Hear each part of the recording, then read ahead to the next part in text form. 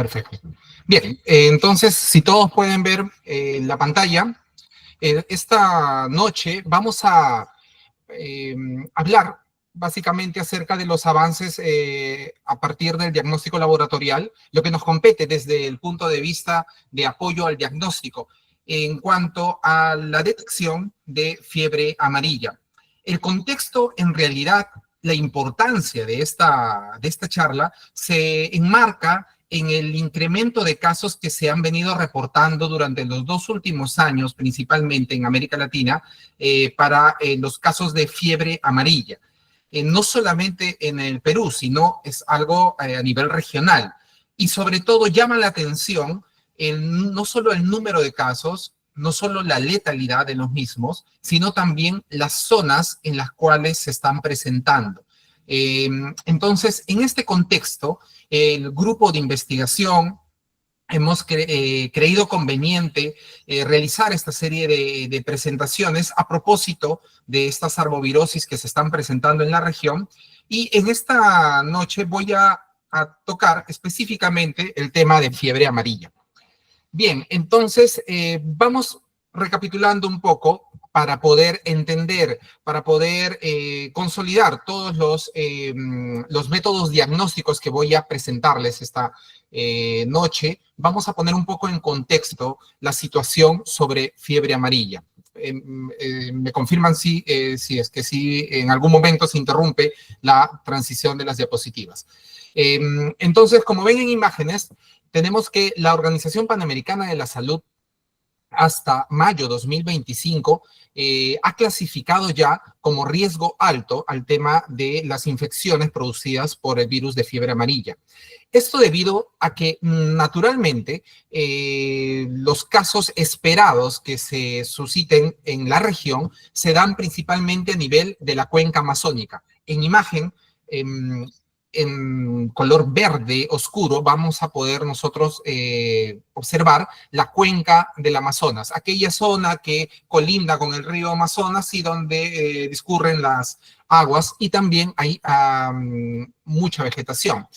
En estas zonas específicamente es donde se espera normalmente la presencia de fiebre amarilla cada cierto periodo. El último gran brote que hubo en la región fue en el año 2017 y desde entonces, en 2024, se ha retomado este incremento de casos dentro de lo esperado, como repito. Sin embargo, existen algunas peculiaridades en este último brote que ha hecho que justamente la OPS levante las alarmas. Estas principalmente se enfocan en 3 aspectos. El aumento del número de casos. A lo que va del 2025 y con respecto al 2024, se han triplicado los casos. A la fecha se han notificado 235 casos humanos confirmados de fiebre amarilla con 96 defunciones. En un segundo aspecto está la letalidad. Recordemos que algunos investigadores denominan a la fiebre amarilla como el ébola de América. Y es que la tasa de letalidad es tan elevada de este virus que puede alcanzar el 50%.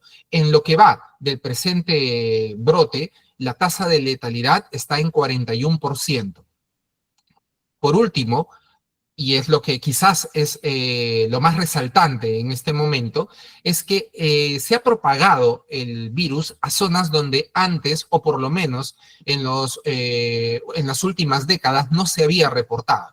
Entonces, nosotros tenemos que justamente estas regiones están circunscritas a Colombia principalmente y Brasil. Regiones como Tolima no habían reportado antes el virus, ahora sí lo han hecho, y también en Sao Paulo se han notificado un incremento sostenido de estos casos. Entonces, si bien el incremento esperado de los casos en la cuenca amazónica para el 2024 y 2025 se estaba dando, la aparición de este virus en estas zonas distantes, como podemos ver, vuelvo a la imagen, en el último cuadro de enero-mayo 2025, vemos cómo en este cúmulo que podemos ver en la parte hacia el este, al sureste, de Brasil, vamos a ver específicamente un número sostenido de casos, y esto representa los casos de Sao Paulo, y en la parte occidental norte vamos a tener la región de Tolima, ¿no? Zonas muy alejadas de la cuenca amazónica y donde se están presentando estos casos. Entonces, colegas, aquí radica la importancia del por qué se ha despertado las alarmas acerca de fiebre amarilla, ¿no? Son estos tres aspectos que están llamando la atención a nivel regional.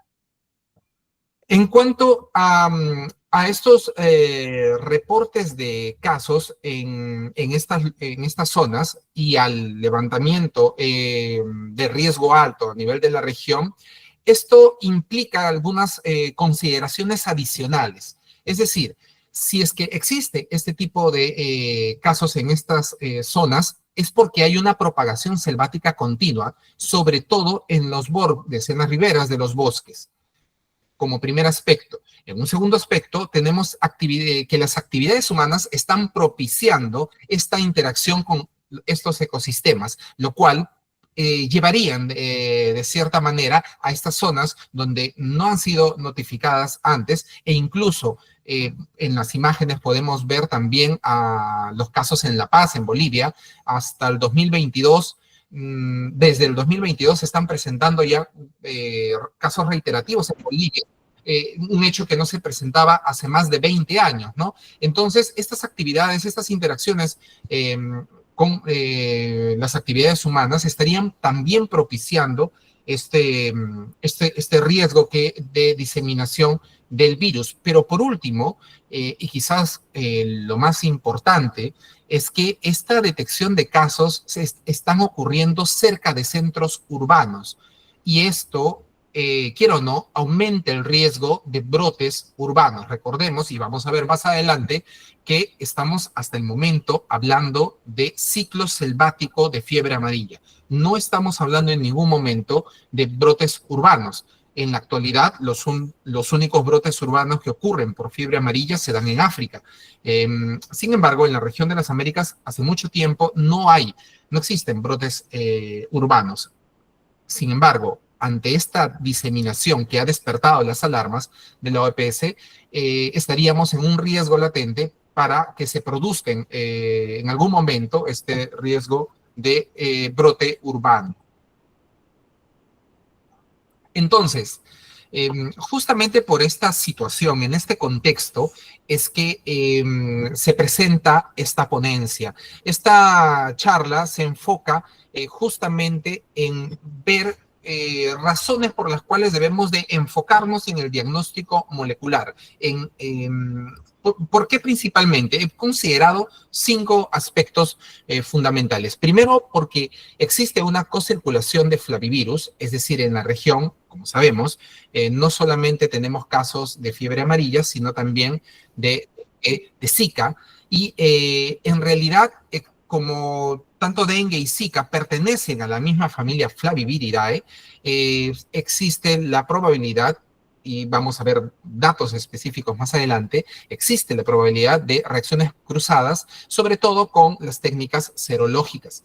En cuanto a al cuadro clínico, tenemos que saber que si bien la fiebre amarilla lo que más repercute al sistema de salud es la fase tóxica, de las 3 fases que presenta, en la fase inicial, esta imita o se mimetiza con el resto de arbovirosis, es decir, el diagnóstico inicial, en la fase inicial de la fiebre amarilla, es casi indistinguible, ¿no? Entonces necesitamos de técnicas con mayor precisión para poder diferenciar esta infección.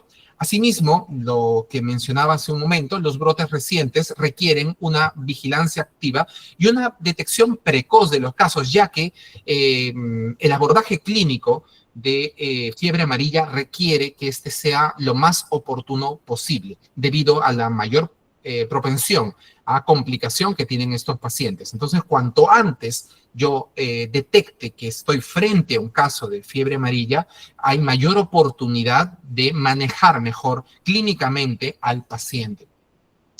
Asimismo, a la identificación oportuna del virus, justamente por el tema del manejo clínico que mencionaba. Y por último, la prevención. Es importante contar con las técnicas de detección adecuadas para poder frenar de alguna manera, prevenir la expansión urbana, que es en suma quizás lo que más preocupa de estos casos de fiebre amarilla. Es por eso que el objetivo principal de la charla se va a enfocar en analizar justamente los avances recientes en técnicas moleculares aplicadas al diagnóstico de fiebre amarilla, destacando su transición desde la investigación hasta la implementación práctica en entornos clínicos. Justamente vamos a ver cómo se desarrollan estas técnicas moleculares y cuál es su nivel de vigilancia epidemiológica y manejo diferencial. Entonces, perdón, hay un audio, me parece encendido, no sé si podrían corregir eso. Mi casita ahí en su sitio. Acá es mesa, parece es el tapete, ahí déjala. Ahora, a ver si nos apoyan con el audio que se ha activado. Bien, entonces, y dejando claro el objetivo de la presente charla, vamos a ver algunas consideraciones, algunos aspectos que sí debemos de tener en claro para poder comprender básicamente no solo los fundamentos de estas técnicas moleculares, sino también la oportunidad de su empleo. ¿Por qué utilizar, en qué contexto utilizar tal o cual técnica molecular? Bien, dentro de estos aspectos generales tenemos que recordar que dentro de todas las arbovirosis, aquellas infecciones virales que se transmiten por medio de vectores, tenemos que principalmente son 3 familias las que van a contener a estas especies que afectan principalmente en las Américas. Dentro de la familia Tobacaviridae tenemos al virus chikungunya y virus mayaro, virus que han sido ya reportados con anterioridad en el país. Recuerdo el último reporte que tuvimos, incluso la oportunidad nosotros como grupo de investigación en hacer un reporte de caso fue el 2017 para virus mayaro. Y chikungunya, en la actualidad estamos investigando justo los casos del 2023 en Lambayeque de la circulación del virus chikungunya. Lo cierto es que ambos pertenecen a la familia Tobacaviridae. Por ende, las reacciones cruzadas entre pruebas serológicas van a ser muy difíciles. Sin embargo, cuando hablamos de dengue, zika y fiebre amarilla, como podemos ver en la imagen, estamos en la misma familia y dentro de estos existe la probabilidad de reacciones cruzadas a nivel serológico. Entonces, esto es quizás lo que explicaría el por qué tenemos que tener bajo radar justamente a la detección y sobre todo en las zonas donde existe cocirculación de estos virus, ¿no? Que son, es quizás donde se va a presentar el mayor riesgo. Para el caso de Oropouche, actualmente también debemos de saber que tenemos un brote de virus Oropouche a nivel de las Américas y que en realidad el problema de reacciones cruzadas es muy, muy distante, no se ha reportado con fiebre amarilla, y es que estamos hablando también de familias distintas, ¿no? La recientemente reclasificada familia Peribungiaviridae está muy alejada de Flaviviridae y no produciría estas reacciones cruzadas. Por otro lado, también hay un tema, hay una barrera, hay una distancia en cuanto a los vectores, ya que muchos de ellos son distintos al de la fiebre amarilla. Sin embargo, dentro específicamente ya de la fiebre amarilla, tenemos que el vector urbano sí es compartido para las infecciones de dengue y zika. Sin embargo, en el ciclo selvático tenemos que Haemococcus y Sabetes están circunscritos a fiebre amarilla, recordando también que Haemococcus puede ser vector de virus mayaro. Entonces, esto es en cuanto a la clasificación del virus, y esto es un poco lo que mencionaba, el ciclo selvático y urbano de la infección. En cuanto al ciclo, tenemos que reafirmar que en las Américas aún no se ha notificado en la actualidad un ciclo urbano, no se ha declarado un ciclo urbano. Seguimos con ciclos selváticos de la enfermedad, cuyo reservorio principal, cuyo reservorio de amplificación podemos referir a los primates, ¿no? Los primates son los reservorios de este virus dentro del ciclo selvático y en los cuales se sostendría este número de casos. A diferencia de África, los primates en América sí son susceptibles y existe una tasa de mortalidad en ellos frente al virus de fiebre amarilla. Algo que no sucede, por ejemplo, en África, ¿no? Donde hay sí portadores de estos primates portadores del virus. En el ciclo selvático, como ya había mencionado, los géneros Haemophilus y Sabetes son los que están relacionados a la circulación del virus. Sin embargo, cuando este ya llega a una zona urbana y se establece como tal un ciclo urbano, el vector que propicia este evento es Aedes aegypti. Entonces, también puede ser Albopictus, pero en mayor medida Aedes aegypti. Entonces, frente a estos ciclos y comprendiendo también cada uno de ellos, vamos a ver más adelante cómo ciertas técnicas moleculares, como por ejemplo LAMP-PCR, son más oportunas en ciclos selváticos, ya que van a permitir su uso en campo. Pero eso lo veremos más adelante. Entonces, dentro de los aspectos, para finalizar, dentro de estos aspectos generales que debemos de manejar antes de abordar ya las técnicas específicas, debemos de ver algo muy importante, la biología molecular del virus. Ya que justamente van a ser ciertos genes dianas a los que van a ir dirigidos cada una de estas técnicas de detección molecular. Entonces, el virus pertenece a la familia Flaviviridae y como todo flavivirus, está compuesto principalmente por proteínas estructurales, proteínas M, proteínas de cápside, la proteína C, y la proteína E, que está compuesta en un dímero. Ambas, principalmente los dímeros E, junto con proteínas no estructurales, las 7 proteínas no estructurales que tenemos en imágenes, van a servir para formar primers que van a ser utilizados en la detección de tanto en técnicas de PCR, PCR multiplex, LAM-PCR e incluso técnicas de secuenciamiento. Lo que quisiera resaltar dentro de esta composición estructural del virus es el genoma. Si bien tenemos genes estructurales y no estructurales, dentro del genoma en sí, podemos ver que es un genoma que en el extremo 5', el que está en esta posición, tiene una caperuza, una cap, pero el extremo 3', usualmente muchos virus tienen una secuencia poliadenilada, ¿no? La cual le permite evadir, la cual le permite migrar desde el núcleo al citoplasma fácilmente. Sin embargo, en esta familia vemos que no hay una secuencia poliadenilada y en vez de ella hay unas estructuras tipo loops, ¿no? En las cuales va a representar un determinante de patogenicidad muy importante de toda la familia. Esta peculiaridad en el genoma de los flavivirus en general, les otorga una capacidad. Estas estructuras van a hacer que al momento de que se ingresen las secuencias, las endonucleasas, degraden en segmentos justamente al genoma y produzcan, por acción de una molécula en eucariotes, que es la XRN1, se produzcan fragmentos de RNA.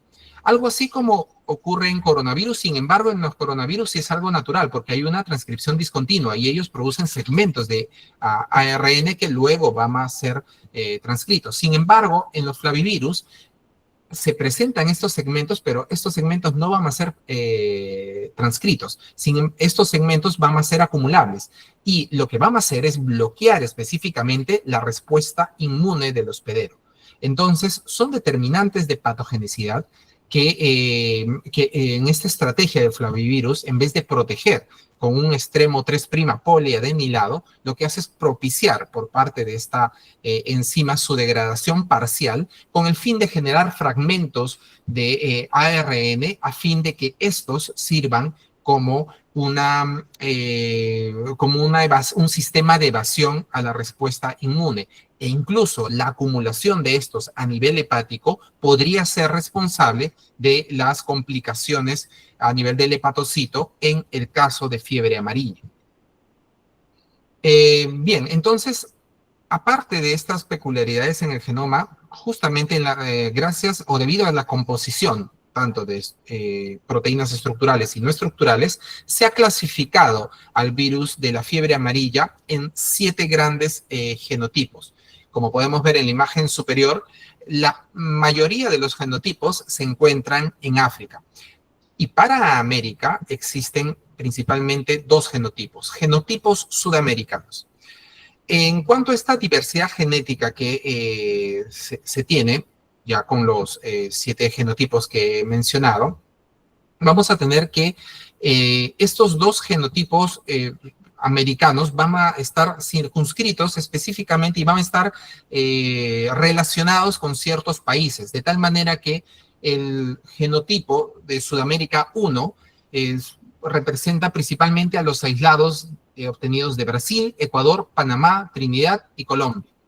Y estos están implicados en brotes urbanos y selváticos a nivel de las Américas, que ocurrieron algunos brotes urbanos en el pasado. Sin embargo, en el grupo de Sudamérica 2 existen aislados de Perú, Bolivia y Brasil. Específicamente estos son de la cuenca del Amazonas. Y estos genotipos aparecen más restringidos a las regiones, justamente estas regiones andinas y amazónicas. ¿Por qué es importante ver justamente el tema de genotipos?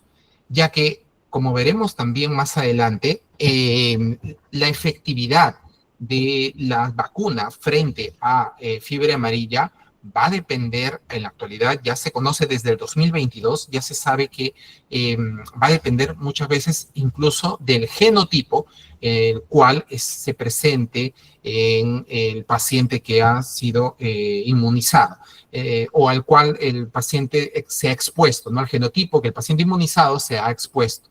Entonces, en este sentido, las cepas que son de origen del genotipo Sudamérica 2 van a relacionarse con resistencia a la inmunización por la vacuna 17D.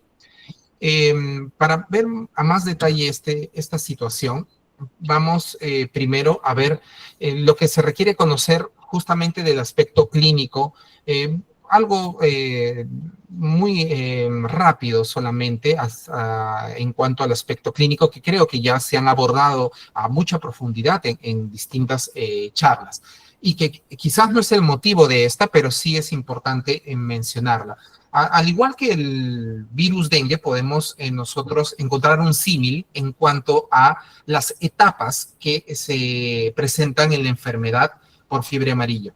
Tenemos un periodo en el cual un periodo de incubación, que no aparece en imágenes, pero un periodo de incubación que oscila entre 3 a 6 días, luego del cual puede iniciar una fase febril que es una fase febril de corta duración, y en la cual se van a presentar signos y síntomas característicos de múltiples arbovirosis. Son signos y síntomas indistinguibles, ¿no? En el cual se caracteriza por fiebre, mialgias, vómitos, dolores de cabeza, pero que a diferencia quizás un punto que hemos visto justamente en los 4 casos que se han podido manejar en el Hospital Regional Lambayeque y que obviamente no han llegado de esta región, sino que han venido referidos de Bagua, específicamente de Imasa. Estos casos que se han manejado, por ejemplo, en el hospital, presentaron algunas características que llaman la atención, ¿no? A diferencia de lo que ocurre con dengue, la plaquetopenia es más precoz. Es decir, si bien no es tan insidiosa como la que puede ocurrir en caso de la infección por virus dengue, esta plaquetopenia sí es más, se presenta en una etapa más temprana. Usualmente esta plaquetopenia en dengue ocurre en la fase crítica, pero desde ya en estos pacientes vienen con reportes, con registros de plaquetopenias en los primeros días de la infección. Asimismo, en la fase de remisión, tras presentar esta supuesta mejoría, la característica de una infección del virus de fiebre amarilla es que muchas veces se va a ver un aumento sostenido de las transaminasas. Aquí la prueba de seguimiento, de soporte más importante quizás, aparte obviamente del hemograma, es el seguimiento de las transaminasas, ya que muchas veces estas son las que van a dar un indicativo de la progresión que puede hacer el paciente hacia la fase tóxica. No todos los pacientes van a evolucionar en una tercera fase tóxica, pero aquellos que sí lo hagan tienen un riesgo, una mayor mortalidad que se puede presentar si es que llegasen a esta fase tóxica, ¿no? En la cual ya se establece específicamente el virus en una segunda viremia, en órganos como el hígado, el corazón, los riñones, y desde donde pueden ya producir una manifestación que ponga en riesgo la vida del paciente. En cuanto a la fase justamente tóxica, a la cual hago referencia, que es la última etapa, que no todos los pacientes, como repito, presentan, pero aquellos que lo presentan sí tienen un alto nivel de letalidad. Es justamente en esta etapa donde el laboratorio juega un rol muy importante. Es importante que esos pacientes, en primer lugar, sean referidos a centros de mayor complejidad, ya que el seguimiento de los pacientes con fiebre amarilla y sobre todo las pruebas de laboratorio que deben de formar parte de este seguimiento deben de hacerse casi a diario, justamente para poder monitorizar adecuadamente al paciente y dar sostenibilidad a durante todo este periodo. Específicamente, las pruebas del hemograma nos otorgan los datos como plaquetas y leucocitos, y en esta fase tóxica se va a ver ya una leucopenia, se va a ver trombocitopenia, pero lo que quizás va a ser un signo que hemos visto en todos los pacientes a nivel de laboratorio, de estos 4 pacientes que se han podido ver de fiebre amarilla, son las transaminasas elevadas, ¿no? Específicamente, incluso pueden algunos llegar a reportar niveles de hasta 1000 o 2000 unidades internacionales tanto en transaminasa oxalacética como pirúvica. Sin embargo, la transaminasa que más se eleva es la oxalacética. A diferencia, por ejemplo, de las hepatitis, en las cuales vamos a ver que la pirúvica es la que tiene un mayor incremento. En este caso no. Lo que se ve es que la transaminasa oxalacética es la que presenta frente, obviamente, a la pirúvica un mayor incremento. Pruebas como la glucosa, el seguimiento del estado renal con urea, creatinina y la deshidrogenasa láctica van a ser pruebas de seguimiento, de apoyo y de acompañamiento, sobre todo, para ver la evolución del paciente que ya tiene una infección por fiebre amarilla. Y justamente este manual de fiebre amarilla, elaborado el año 2020 por uno de los países que quizás son los que tienen un mejor manejo debido a su experiencia y al número de casos.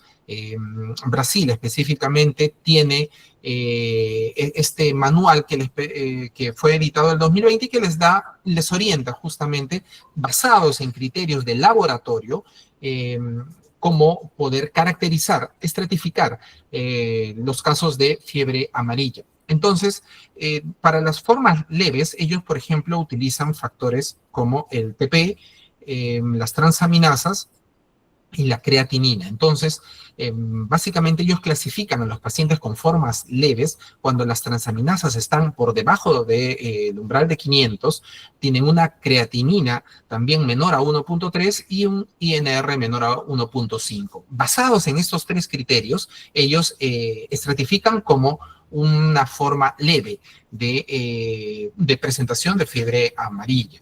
En cuanto a la forma moderada, ellos ya manejan un valor mayor o igual a 500 y una creatinina mayor o igual a 1.3 y la forma grave mayor a 2000 en transaminasas, se usa la aceticopirúvica, una creatinina mayor a 2 y un RN y de un valor, un ratio internacional del TP mayor a 1.5 con una disminución de plaquetas y miren el dato, menor de 50.000. Es decir, como les mencionaba, si bien ocurre una plaquetopenia con fiebre amarilla, no es tan franca como la que ocurre en el caso del virus dengue. Recientemente hemos tenido una paciente que llegó a 10.000 en el conteo de plaquetas, ¿no? Por dengue, ¿no? Entonces, justo esta estratificación es importante en cuanto a nivel clínico y cómo justamente colocaba este cuadro para poder evidenciar cómo el laboratorio clínico, cómo desde nuestro trabajo podemos nosotros apoyar al diagnóstico y no solo al diagnóstico, sino a la estratificación de los casos de fiebre amarilla. Pero si bien existen pruebas que van a apoyar el manejo y a estratificar a estos pacientes, existen pruebas de diagnóstico, de confirmación, ¿no? Que estas son muy distintas. En el caso de las pruebas de diagnóstico para detectar fiebre amarilla, estas no tienen un rol de acompañamiento ni de seguimiento, sino de determinación o confirmación de caso. Entonces, ahora vamos a pasar ya a este diagnóstico laboratorial en el cual tengo otras pruebas que me van a ayudar a saber si estoy frente a un caso de fiebre amarilla o no.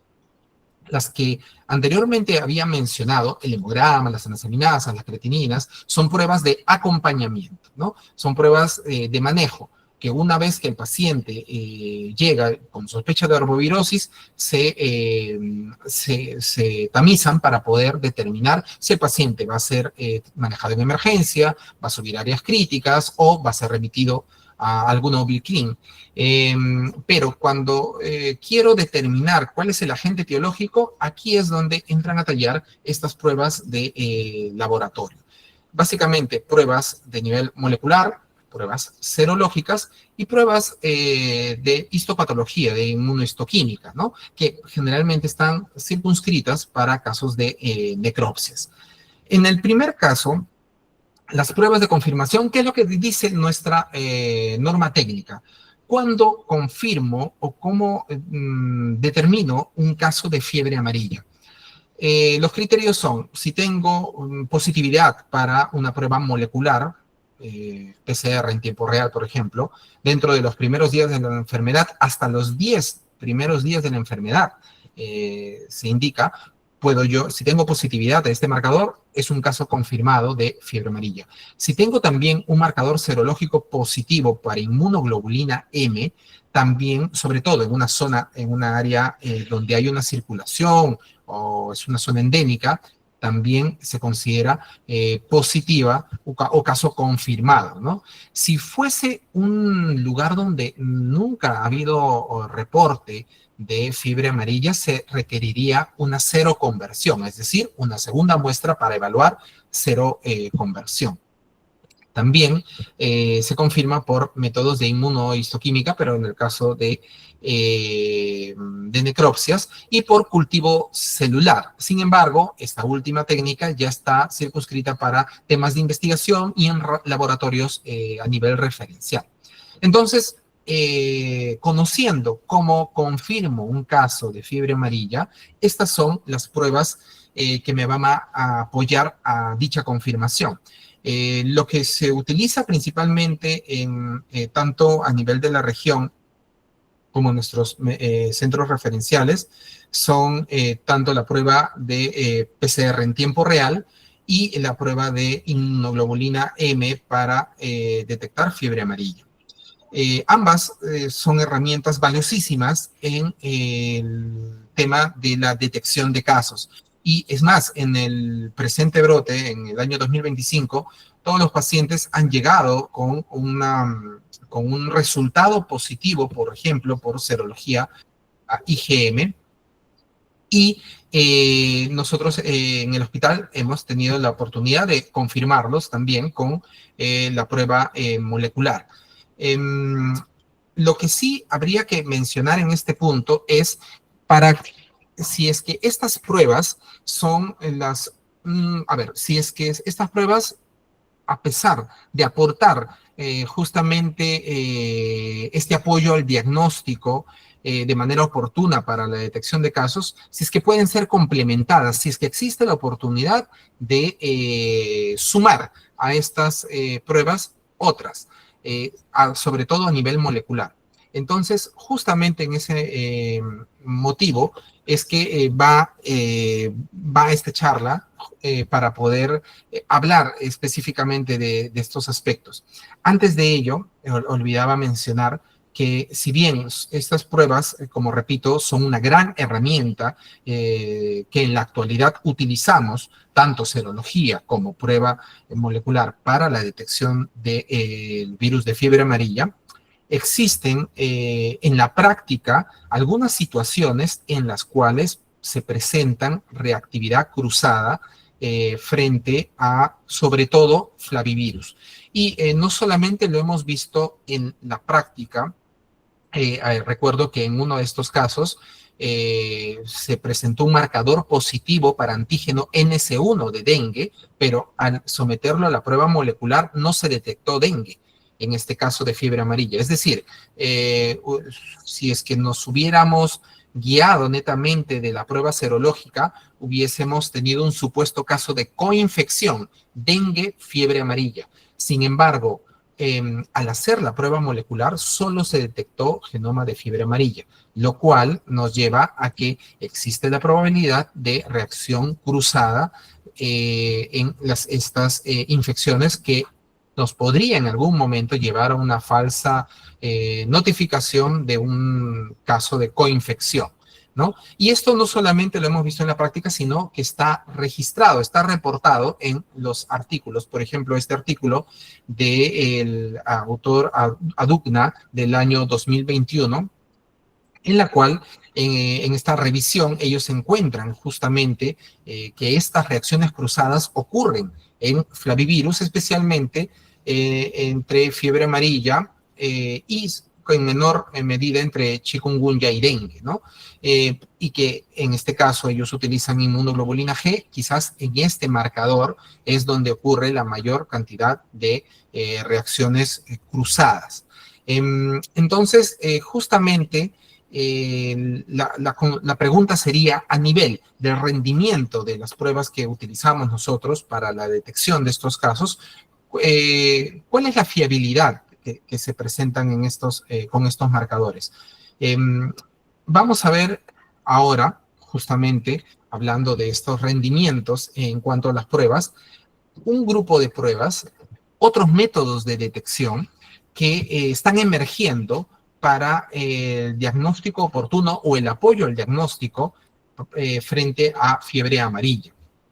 En este sentido, vamos a enfocarnos en 5 principales grupos, bueno, dentro de los cuales uno ya se ha mencionado, ¿no? El PCR convencional o de tiempo real. Pero los 5 restantes, o los 4 restantes, son métodos de diagnóstico molecular que nos van a tener ciertas peculiaridades, van a tener ciertas ventajas sobre las pruebas que normalmente nosotros desarrollamos. Y no solo a nivel de diagnóstico, sino que debemos de saber que cuando hablamos de fiebre amarilla, lo único que nos interesa no es el diagnóstico, sino que podemos utilizar estas pruebas moleculares para otros ámbitos. ¿Cuáles son esos ámbitos? ¿Qué debemos de saber? Que cuando hablamos de un enfoque de vigilancia de fiebre amarilla, este enfoque se centra en 3 aspectos fundamentales. Primero, el monitoreo de casos, lo que hemos estado viendo, el diagnóstico, detectar los casos humanos. Una vez que detectamos un caso en una zona, se declara justamente el brote, va todo el equipo para iniciar un barrido, una vacunación, y de esa manera realizamos justamente este monitoreo de casos y que están muy bien llevados o muy bien diagnosticados y detectados con las pruebas de RT-PCR y las pruebas de serología inmunoglobulina M. Pero existen otros aspectos dentro de este enfoque de vigilancia, que es la identificación taxonómica y de densidad vectorial, la investigación a nivel de vector. Entonces, la pregunta es, ¿también se utilizan las mismas técnicas para abordar esta área a nivel de la entomología, a nivel del seguimiento, identificación taxonómica, a nivel de la detección del virus en vectores? Por otro lado, también otro enfoque de la vigilancia se centra en los animales, en los primates no humanos, en los cuales representan reservorios, como habíamos visto en las plantillas iniciales, reservorios principales del ciclo selvático. También utilizo las mismas técnicas en este grupo, justamente para dar respuesta a esto y para ver cuán oportunas pueden ser estas otras pruebas de laboratorio y pruebas de detección molecular. Es que vamos a hablar de cada una de estas técnicas de detección molecular. Primero vamos a ver el uso de las pruebas de PCR múltiplex. Como sabemos, las pruebas de PCR múltiplex se caracterizan porque podemos hacer un diagnóstico diferencial simultáneo. Podemos tener varios primers y detectar a la vez ya no solamente un patógeno, sino un grupo de patógenos. Esa es quizás la principal bondad de esta técnica molecular y que en realidad es utilizada durante la investigación o durante los últimos años en investigación se ha utilizado principalmente para la detección de virus, pero en mosquitos, a nivel silvestre. Es decir, se capturan estos mosquitos, se hace una preparación previa, se hace un lisado luego del material genético y hay una amplificación múltiplex. El beneficio o la utilidad del PCR múltiplex es que puedo buscar muchos patógenos. Sabemos que los vectores, en este caso, estos mosquitos selváticos, pueden ser reservorios no de uno, sino de varios virus. Entonces, en este contexto es mejor utilizar una prueba de detección múltiple. En este estudio del año 2019, por ejemplo, se utilizó en Brasil un método de detección de PCR múltiplex en el cual estaba dirigida para determinar fiebre amarilla, chikungunya, dengue, zika y mayaro, en un grupo de vectores en los cuales se buscaba justamente la presencia y la circulación. De esta manera, yo hago un screening, un tamizaje a nivel de las poblaciones de mosquitos para ver cómo están circulando estos virus. Hace algunos años también nosotros bajo un proyecto de investigación, intentamos hacer lo propio, buscando, antes de que se instaure de manera ya urbana a nivel de centro de Chiclayo, del virus dengue, se intentó buscar y determinar este riesgo de instauración local a nivel ya de Chiclayo urbe, el tema del virus dengue. En este primer intento que se tuvo en el año, recuerdo, 2017, se planteó el proyecto y con la búsqueda también de un PCR múltiplex, pero en este caso un PCR múltiplex para los distintos serotipos de dengue, ¿no? DEN 1, 2, 3 y 4 en vectores. Si bien no llegó a concretarse este proyecto, poco tiempo después ya vimos la emergencia que tuvo Chiclayo con el caso del dengue y que a la fecha ya se ha vuelto para muchos en una zona hiperendémica de dengue. Y en cuanto a otras técnicas de laboratorio que también pueden ser utilizadas en estos ambientes rurales a nivel de ciclos selváticos, está la prueba de LAMP-PCR. La prueba de LAMP-PCR es una técnica molecular, pero que tiene una característica distinta al PCR tiempo real y al PCR múltiplex. Ambos, los dos anteriormente citados, requieren de un termociclador como un equipo que va a propiciar esta amplificación del material genético y por medio de fluoróforos va a haber una detección de justamente esta amplificación. Pero para el caso de tanto RT-PCR como PCR múltiplex se requieren ambientes adecuados, se requiere también unas condiciones material, equipos y personal altamente entrenado para que pueda desarrollar justamente estas técnicas moleculares. Sin embargo, una alternativa que surgió también y tuvimos la oportunidad de desarrollar y de ejecutar durante la pandemia es la técnica isotérmica por LAMP-PCR, la cual no requiere de termocicladores, ya que la amplificación del material genético, tal cual como ocurre en el PCR, también se da en LAMP-PCR. Sin embargo, no hay necesidad de que se produzca esta variación de la temperatura. La variación de la temperatura muchas veces, o bueno, en el caso de PCR, es necesaria para generar los ciclos de amplificación del material genético, ¿no? Separación de las hebras, luego la hibridación y por ende ya la amplificación. En el caso de LAMP, debido a que utiliza una enzima, a diferencia de PCR, que es la TAC polimerasa, aquí se utiliza la BST polimerasa, una enzima derivada de Bacillus stereotermophilus, que tiene la capacidad justamente de desdoblar el ADN, hace que no se requieran de estos cambios de temperatura y puede, con una sola temperatura, es decir, en un medio isotérmico, producir estas amplificaciones. Ese, fundamentalmente, es el beneficio que nos otorga la técnica de LAMP-PCR. Y justamente en el caso de fiebre amarilla, es algo que desde el año 2015 ya se ha ido ensayando. Ya existen varios estudios en los cuales respalda el uso de LAMP-PCR, pero por sobre todo estudios que se enfocan en detección de material genético en primates. Y es que quizás la utilidad del LAMP-PCR, ya que no requiere un termociclador, no requiere unas condiciones o un ambiente especial para realizarlo, sino que es una técnica que puede ser desarrollada en campo, ya que se puede adaptar una detección a nivel colorimétrico que con solo tras una incubación de aproximadamente 40 minutos a una hora evidenciar esta amplificación por un cambio de coloración. Debido a estos atributos es que puede utilizarse esta técnica en campo, de tal manera que la mayor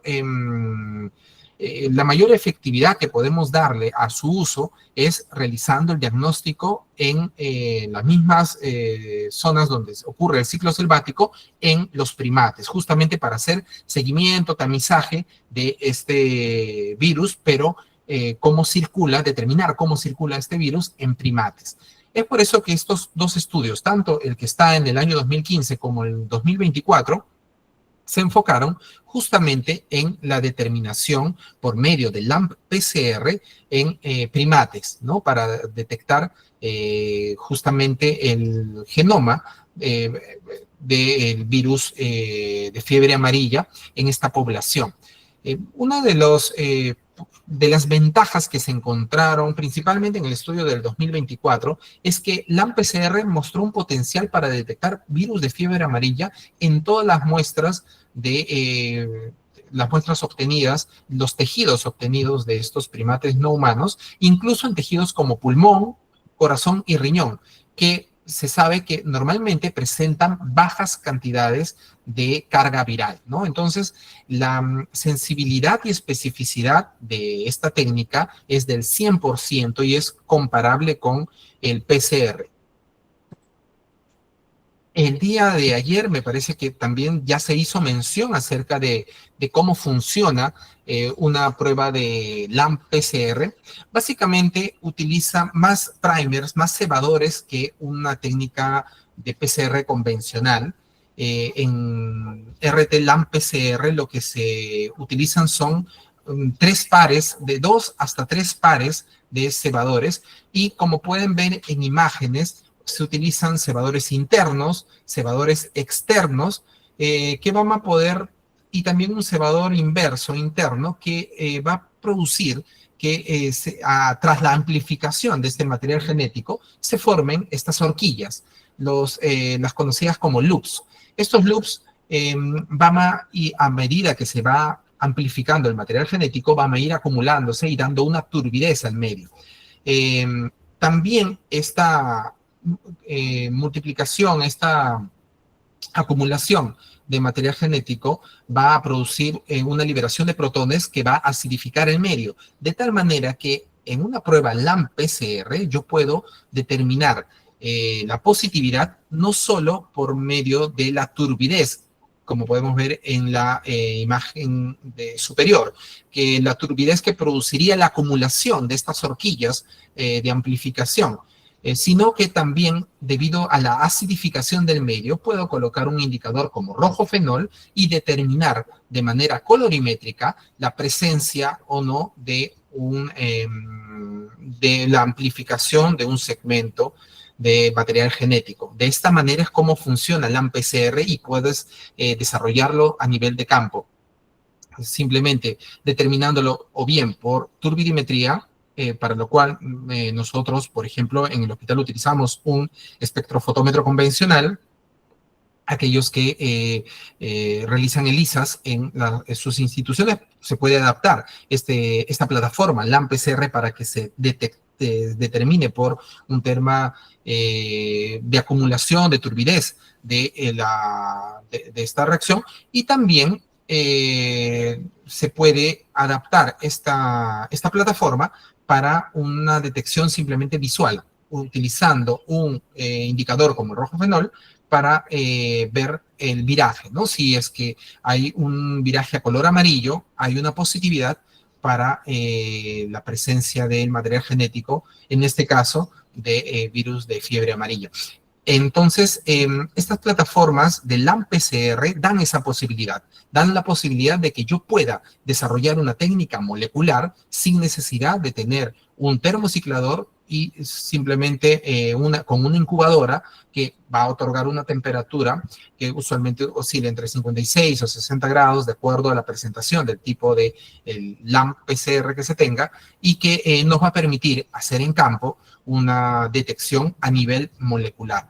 Es más, estas plataformas se han ido adaptando y se han ido modernizando. Algunas incluso se detectan y se han incluido en plataformas de detección de biochips para que puedan de esta manera también utilizarse ya listas en campo y solo requieren una inoculación previa, ¿no? Entonces, la tecnología con LAMP-PCR está evolucionando y se está utilizando ya para el caso de fiebre amarilla. Pero como les digo, su principal utilidad sería en los casos de detección que requieran una detección a nivel de campo, a nivel justamente llevar el laboratorio hacia la selva. Esa es la oportunidad que nos da LAM-PCR. Entonces, su utilidad puede ser principalmente a nivel de la vigilancia en primates no humanos, en donde existe un reservorio de fiebre amarilla. Otra técnica que también es muy importante, sobre todo a nivel de investigación, es CRISPR-Cas. En el caso de CRISPR-Cas, la oportunidad que nos ofrece, usualmente quizás se ha escuchado hablar de CRISPR-Cas para temas de edición genética. Y es que desde su descubrimiento tienen un gran potencial y uso justamente en este ámbito. Sin embargo, también CRISPR-Cas se utiliza como método diagnóstico, se ha utilizado en el COVID, como hay plataformas de detección de CRISPR-Cas que se utilizaron mucho para la detección de SARS-CoV-2, y desde su incursión en la parte de diagnóstico, y no solo de edición genética, se han planteado distintos estudios justamente para ver esta oportunidad de investigación a nivel de detección de material genético, en este caso de arbovirus, ¿no?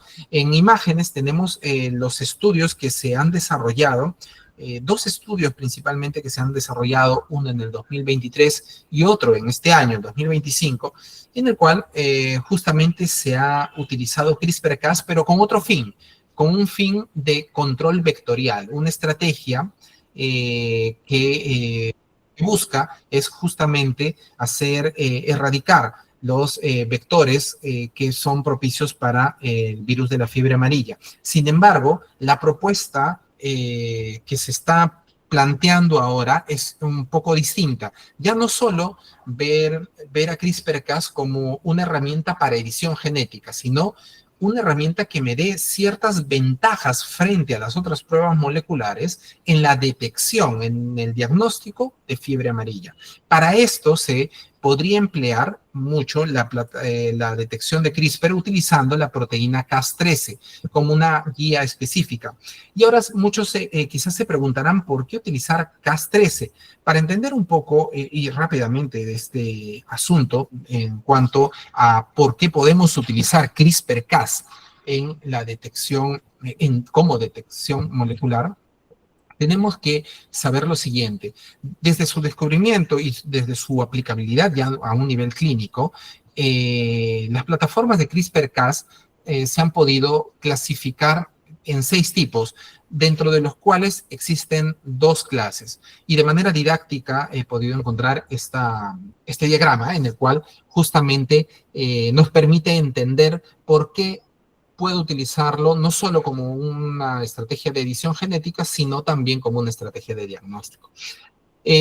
Las proteínas a las cuales está asociada CRISPR, las proteínas Cas, que forman partes de complejos multiproteicos, se van a clasificar dentro de una clase 1 de proteínas asociadas a CRISPR. Es decir, las proteínas CRISPR-Cas de clase 1 van a caracterizarse por ser complejos de múltiples proteínas y que se van a relacionar principalmente a temas de edición genética.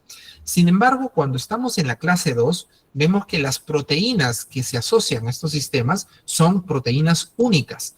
Es decir, son proteínas, no son complejos multiproteicos, sino que es una sola proteína, y esta sola proteína efectora que se asocia al ARN guía que podemos ver en imagen, el que está tracer RNA, esta única proteína hace que este sistema de clase 2 sea de un fácil uso, ya no tiene la complejidad de todos los sistemas de clase 1 y puede ser adaptado para un kit diagnóstico, un kit de detección de una prueba o de algún patógeno, ¿no? en específico. De tal manera que estas proteínas Cas se unen primero a su ARN guía, luego de reconocer o de unirse a este ARN guía, reconoce su secuencia, el ARN guía, su secuencia complementaria, ya sea ADN o ARN, y aquí va lo otro. Cuando se trata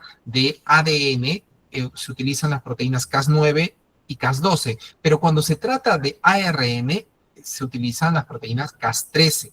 Entonces, justamente la propuesta que se está planteando para utilizar, en el caso de virus ARN específicamente para fiebre amarilla, es una plataforma que utilice una sola proteína, una clase de CRISPR-Cas que le dé esa facilidad de no utilizar un múltiple complejo proteico, sino una sola proteína, y que esta proteína reconozca ARN. Por eso es que la candidata para ello para este sistema es un sistema CRISPR-Cas13. Entonces, ¿cuál es la ventaja que nos daría el utilizar un sistema CRISPR-Cas frente a un sistema, una plataforma de PCR clásico o RT-PCR? Primero, la sensibilidad. Como CRISPR-Cas se basa en una detección específica de tijeras moleculares que van a sitios muy específicos del genoma, la sensibilidad es muy alta y nos permite determinar hasta niveles de femtomolares, es decir, 10 a la menos 15, mientras que en un PCR clásico, en un PCR tiempo real, el umbral de detección está a nivel de picomoles, ¿no? A 10 a la 12. Entonces, la mayor sensibilidad de CRISPR-Cas es atractiva para que se utilice como un método diagnóstico en el caso de fiebre amarilla. En cuanto a la especificidad, como ya lo mencionaba, la presencia del ARN guía hace que esta plataforma no dependa de primers ni de sondas y que sea altamente específica.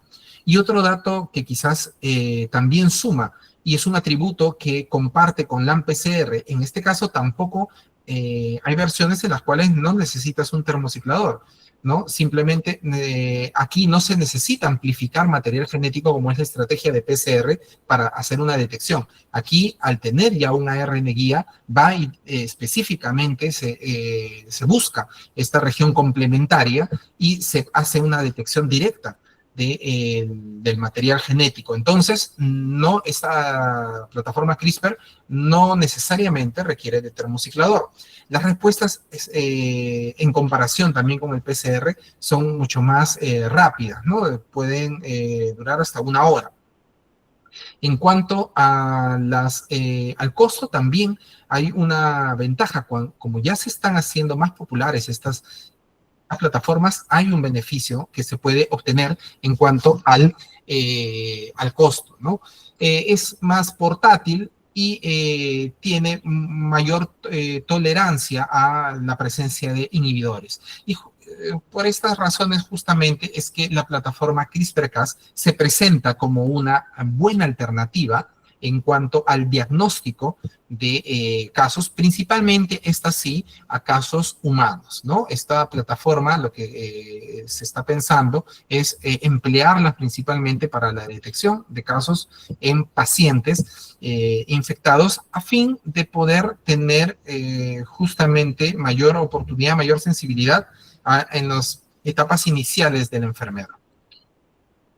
Por último, una de las plataformas que quizás también ya muchos conocen y quizás también es la más cara y podríamos relacionarlas básicamente por temas de investigación, es el secuenciamiento masivo, el secuenciamiento ya a nivel genómico, a nivel de metagenómica, ¿no? El secuenciamiento metagenómico también puede ser utilizado en la detección de la fiebre amarilla. Sin embargo, habría que hacernos la pregunta, ¿lo voy a utilizar también para diagnóstico de casos? ¿Lo voy a utilizar para tamizaje, control vectorial, para ver circulación del virus en vectores, circulación en primates?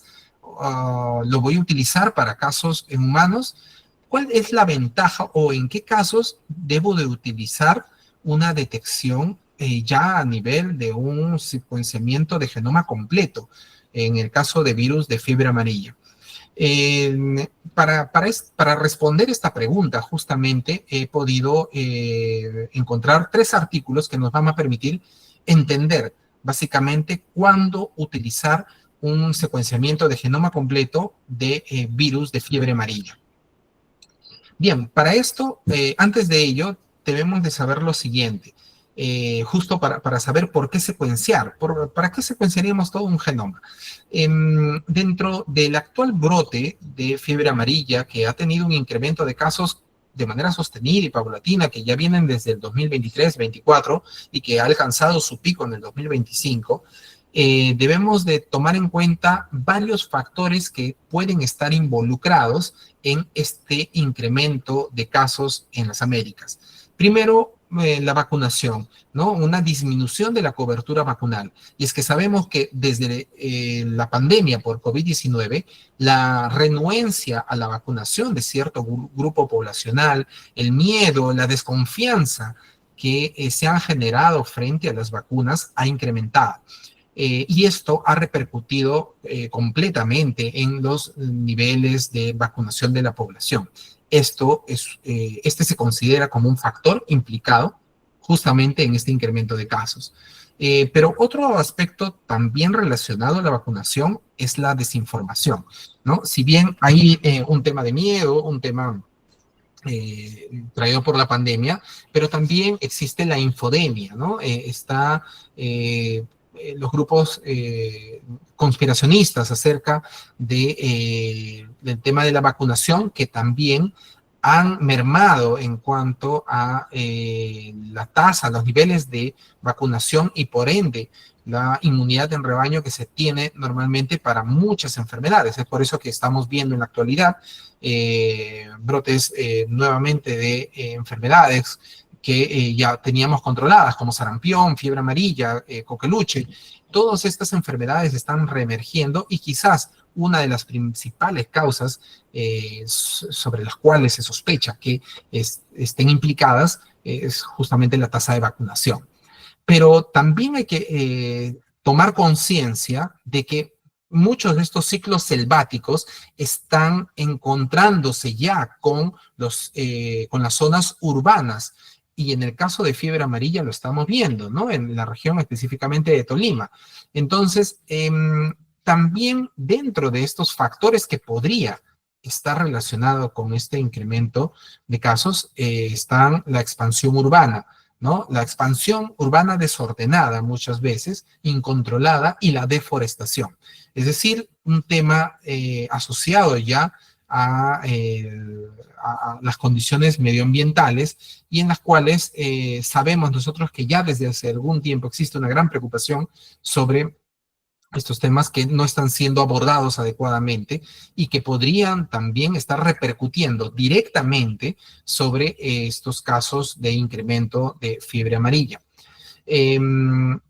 También hay algunos aspectos a nivel sanitario, la explosión demográfica, la movilización urbana, ¿no? De refugiados que vienen de países con principalmente centroamericanos que están teniendo algunos problemas, aspectos culturales, algunas creencias que quizás son en menor medida estarían relacionadas con estos, con su implicancia en los incrementos de casos de fiebre amarilla, pero de todos estos factores hay uno que ha llamado la atención desde el año 2022.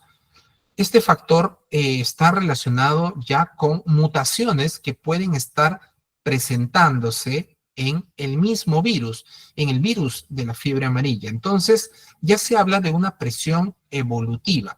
Y en el año 2022 es donde se empezó a hablar de esto y al ver en 2025 un incremento sostenido de casos, es donde cobra mayor relevancia y mayor notoriedad volver a estos artículos y ver si es que en realidad no estamos frente a un tema de presión evolutiva. Este En cuanto, bueno, al uso, ya retomando nuevamente el impacto que tienen estas pruebas de secuenciamiento genético, eh, es importante ver que en este artículo reportado en el año 2023 se pudo determinar una infección de fiebre amarilla causada por una cepa vacunal transmitida de un donante de sangre a un donante de órganos. Es decir, el paciente en el cual fue sometido a la donación de órganos había recibido una donación sanguínea días antes de fallecer, y justamente esta cepa vacunal que ya estaba presente en el paciente donante al ocurrir el evento, este evento, la fatalidad que se le presenta al paciente y su posterior muerte, los órganos en los cuales habían sido motivo de la donación presentaron la cepa vacunal del virus de la fiebre amarilla. En este caso, si bien existen plataformas de PCR para detectar, diferenciar cepas vacunales de cepas salvajes, debido a la presentación en órganos, debido a los niveles bajos de detección de estas fiebres amarillas, de la fiebre, del virus de la fiebre amarilla, sumado a las manifestaciones como encefalitis y presentaciones, manifestaciones a nivel visceral de estos pacientes trasplantados, es que esta serie de dificultades impactaron en la ausencia de un diagnóstico certero sobre fiebre amarilla. Es en esta situación en la cual, en este estudio de 2023, lograron determinar como agente causal al virus de la fiebre amarilla solo mediante el estudio de NGS, ¿no? Un estudio metagenómico, un secuenciamiento en el cual pudieron ellos ya determinar un secuenciamiento del genoma completo que se trataba del virus de la fiebre amarilla como el responsable de estos eventos adversos que podríamos clasificarlos como ESAVIS, ¿no? Dentro del trasplante de órganos. Aquí, por ejemplo, se presenta una utilidad del secuenciamiento masivo, pero justamente de lo que hablábamos, existe, ya dejando estos temas de complicaciones con cepas vacunales, volviendo al tema de las mutaciones y las presiones evolutivas, las técnicas metagenómicas han permitido desde el año 2022, este es el artículo del cual les comentaba, ha permitido determinar que existen ciertos polimorfismos en el virus, principalmente en los virus, en los genotipos 2 del virus de la fiebre amarilla, que estarían propiciando cambios a nivel de la glicoproteína E, específicamente polimorfismos que se asociarían a una resistencia a la neutralización por estos anticuerpos que son inducidos por la vacuna. Es decir, desde el año 2022 ya se reportaron estos eventos mediante estudios de metagenómica, y en este mismo año el autor concluía lo siguiente: año 2022, nuestros hallazgos existen una reevaluación de los enfoques actuales para la vigilancia inmunológica de virus de fiebre amarilla en Sudamérica y sugieren enfoques para actualizar las vacunas. Entonces, la evidencia, sobre todo en este genotipo 2 americano, de que hay cierta resistencia, cierta poca eficacia a la neutralización por estos anticuerpos, ya daban pie a la sospecha de que podría estar dentro de este incremento de casos suscitados principalmente en la cuenca amazónica, podría estar relacionada la presión selectiva para virus que ya estarían dando cierta resistencia a la vacunación. Este artículo publicado, este artículo es del año 2025, recién hace un mes se ha publicado, en el 7 de abril, y donde ellos estudian más a fondo este asunto y justamente hacen, a propósito del brote presentado en Colombia, hacen un estudio realizado en Leticia y obtienen una cepa, específicamente un aislado de virus de fiebre amarilla de esa localidad, es por eso que se denomina a su cepa LEP 1450, y realizan un secuenciamiento genómico. Entonces, identifican que esta cepa pertenece al genotipo 2 sudamericano y que estaría relacionado con secuencias de Perú y Bolivia que surgieron en el año de 1989. Entonces, lo que ellos hacen ya es un estudio filogenético a partir de este secuenciamiento y utilizando ya el banco de secuencias desde años anteriores para poder hacer una ruta y determinar desde qué año existe esta diversificación genética que estaría propiciando esta baja efectividad de la respuesta inmunológica producida por la vacuna. Entonces, el análisis sugiere que podría tener una menor susceptibilidad estas cepas a la vacuna y una mayor capacidad adaptativa, y se identificaron rasgos inmunoevasivos, ¿no?, que podrían facilitar la propagación en Latinoamérica. De tal manera que se han documentado, se han visto desde qué años se estaría diversificando. Se dice que desde el año, según este estudio, 1989 ya se estaría diversificando esta cepa, y que estos linajes que se desprenderían de este genotipo sudamericano 2 estarían relacionándose, estarían ya siendo resistentes a la vacuna, principalmente la vacuna 17D, que se utiliza para el control de fiebre amarilla. Estos son los últimos datos que nos permiten o que han sido posibles gracias al secuenciamiento metagenómico. De tal manera que hemos visto entonces LAM-PCR, hemos visto plataformas también de CRISPR-Cas, secuenciamiento metagenómico, y todas ellas que de acuerdo a sus características permiten un estudio desde los distintos ámbitos que requiere ser investigado el virus de la fiebre amarilla, ya sea a nivel entomológico, a nivel de estudio de primates o a nivel de diagnóstico en humanos. Bien, entonces todas estas herramientas de diagnóstico van a tener desafíos de todas maneras para su implementación. No va a ser fácil. Si bien conocemos de su aplicabilidad ahora ya en el virus de la fiebre amarilla, existen barreras todavía que van a impedir que se utilicen de manera extensa, ¿no? Como la accesibilidad de estas tecnologías moleculares justamente en estas regiones endémicas, en estas áreas rurales, que son muchas veces, forman parte de los países, áreas o regiones profundas de Perú, de Brasil, de Colombia, en donde no se puede tener esta accesibilidad a estas tecnologías. Asimismo, el costo-beneficio que representa adquirir justamente estas plataformas moleculares, ¿no? Y no solo la adquisición, sino una vez que la tengo, ¿cómo aseguro, cómo doy sostenibilidad a esto, tanto con el mantenimiento, con la compra de reactivos? Asimismo, vemos otra barrera, que es la capacitación del personal, y que muchas veces, para ciertos casos, sobre todo estudios en tiempo real, múltiplex o metagenómica, se requiere una experticia para desarrollar justamente esas técnicas.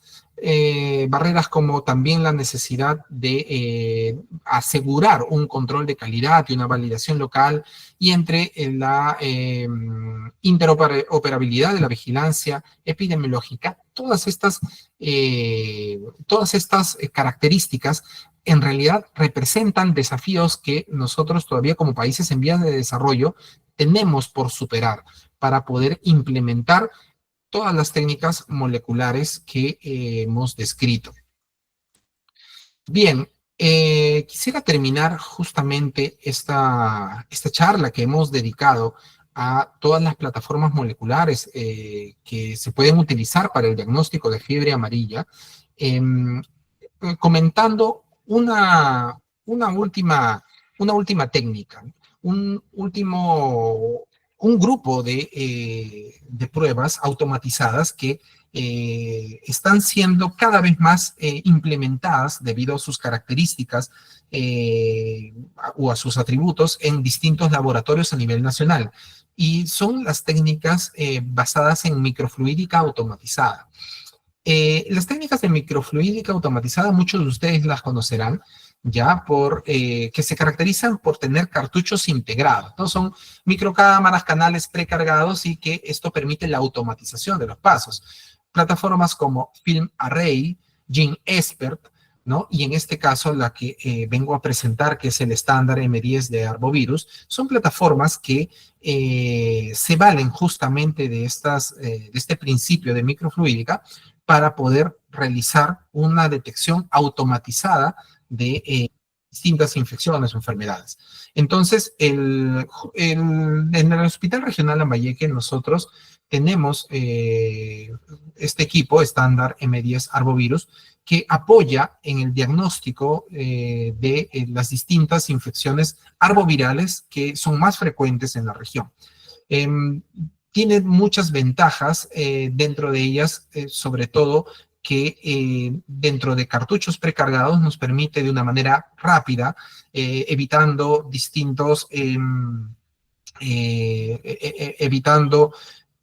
temas de infraestructura compleja, temas de tener ambientes separados para la extracción del material genético, nos permite de una manera más rápida tener una reacción a nivel molecular y sobre todo con una sensibilidad y especificidad elevada, ¿no? Todo ocurre dentro de un cartucho y esto nos otorga, sobre todo en esta plataforma M10, la posibilidad de hacer una detección simultánea de múltiples patógenos. En este caso, esta plataforma, por ejemplo, nos permite determinar todos los serotipos de dengue, virus Zika, chikungunya, fiebre amarilla y virus del oeste del Nilo.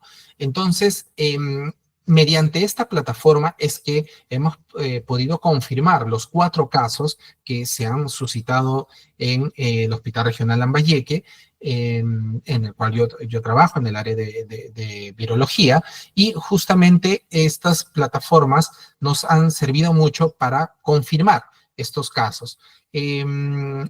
Ahora, dentro de justamente estos 4 casos que se están investigando actualmente, ya como parte de un estudio de reporte de casos, es que hemos permitido ver ciertas características del último brote.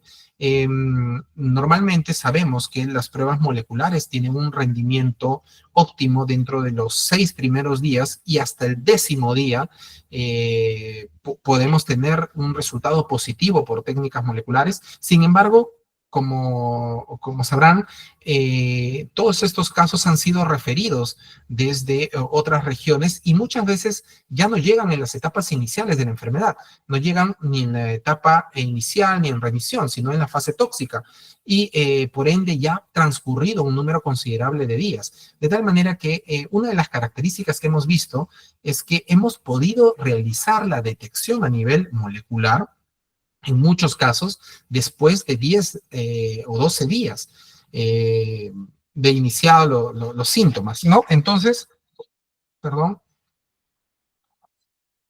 esto nos ha permitido a nosotros, junto con otras características clínicas que se están investigando también, ver algunos aspectos de la enfermedad que actualmente está quejando y plataformas como estos sistemas de microfluídica con PCR múltiplex nos permiten a nosotros hacer un abordaje oportuno de los pacientes y no solamente determinar o detectar un solo patógeno, sino de manera simultánea varios de ellos.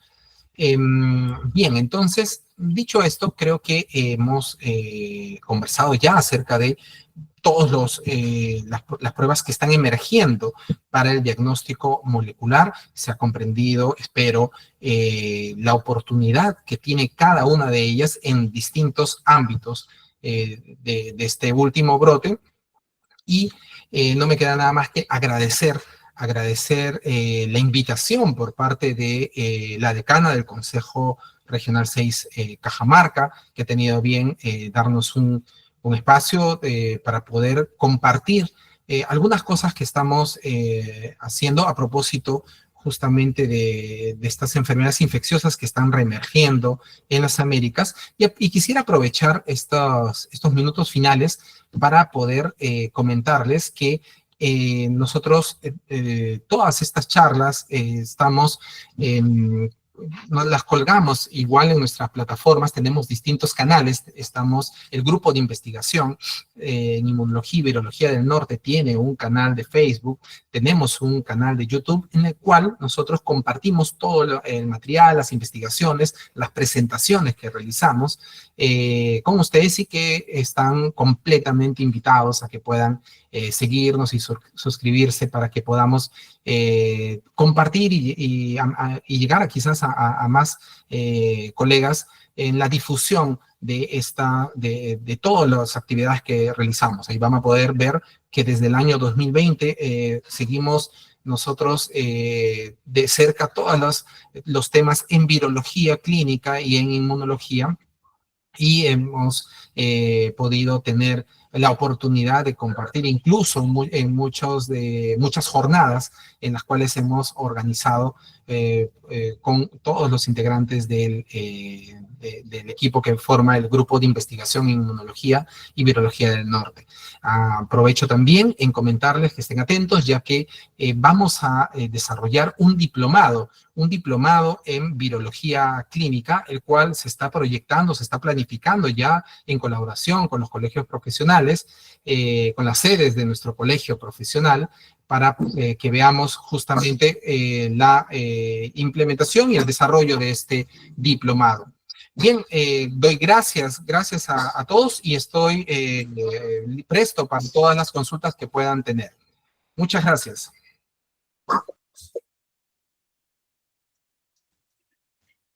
Bien, licenciado Franklin, felicitarles por la excelente presentación y el tema de fiebre amarilla que nos mantiene actualizados, ¿no? Bueno, participantes pueden hacer sus preguntas, ya sea utilizando el chat o usando su micrófono.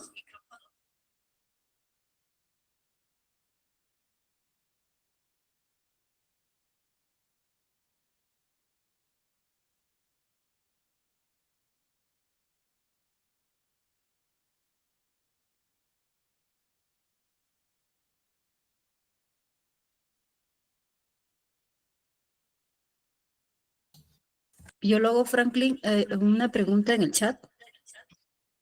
A ver. A ver, permíteme, voy a leerla.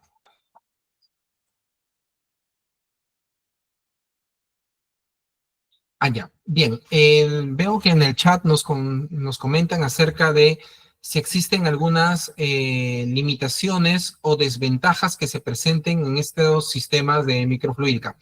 Bien. Cuando hablamos de sistemas de microfluídica, debemos no solamente referirnos a este sistema M10 de arbovirus, sino abarcaremos también FilmArray o también GeneXpert. En realidad, justamente dentro de tiene más ventajas que desventajas, pero como toda prueba de laboratorio tiene que estar evaluada en función de el rendimiento diagnóstico que ofrezcan.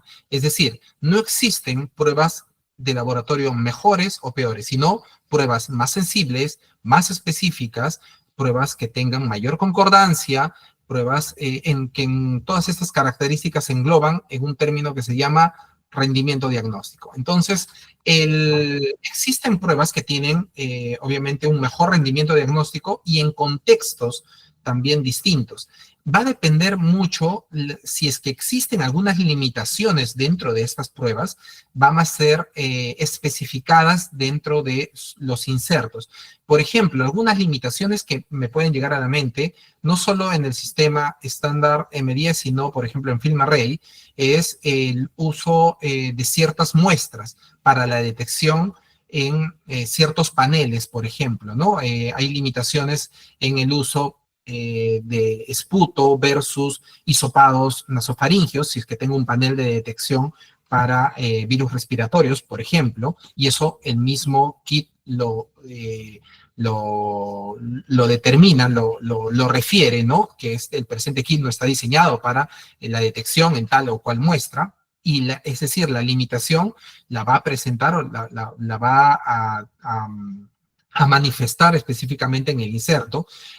Por ejemplo, en el tema del GeneSpert también podíamos ver algunas limitaciones cuando se trataba de temas de tejidos, ¿no? De determinación de ciertos patógenos en tejidos, que frente a otras técnicas de detección molecular tenía un rendimiento diagnóstico limitado, o una sensibilidad ligeramente menor, pero en suma, no, las limitaciones que se pueden presentar en una prueba diagnóstica se va a estar determinada muchas veces en el mismo inserto del fabricante, y no es que existan, como repito, no hay una técnica que per se sea la panacea, que no tenga ninguna limitación. Cada una va a tener su oportunidad de uso, y que sí nosotros tenemos que estar atentos a ver los estudios que se hagan al respecto, las mismas declaraciones de los insertos, y ver la utilidad, sobre todo, en los distintos tipos de muestras que se puedan tener para tal o cual detección de agente infeccioso, ¿no? Todas estas plataformas, creo yo, que más allá de las limitaciones que pueden estar declaradas en sus insertos, presentan más ventajas que desventajas, ¿no? Nos dan la oportunidad de un diagnóstico rápido, de un diagnóstico sin necesidad de plataformas complejas, ambientes, una mayor celeridad. Entonces, una mayor bioseguridad incluso, ¿no? Porque todo se da dentro de cartuchos cerrados. Entonces, estos beneficios creo que superan a las probables limitantes que puedan presentar estas plataformas, ¿no?